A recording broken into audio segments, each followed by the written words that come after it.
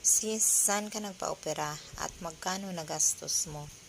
Naoperahan po ako magkaibang hospital kasi 2 beses po ako inoperahan eh. Una, nilagyan po ako ng VP shunt. May mga videos na po ako na sinabi ko na po ito. Tinanggalan po ng tubig yung ulo ko dahil sa laki ng tumor, nagkaroon na po ako ng hydrocephalus. Yun, ang nagastos po namin no, nung inoperahan po ako ay umabot po ng 500,000. Inoperahan po ako is July 2019 yun, July. Tapos inoperahan po ulit ako August 2019. Po, si Doc Gap, siya po yung nag-opera sa akin sa tumor ko. At ang nagastos naman po ay umabot po ng 330,000. Naka-private room na po ako noon kasi yun po ang gusto ng mga kapatid ko na ipa-private po ako. Tapos ang nabawas lang po noon ay ang PhilHealth lang po.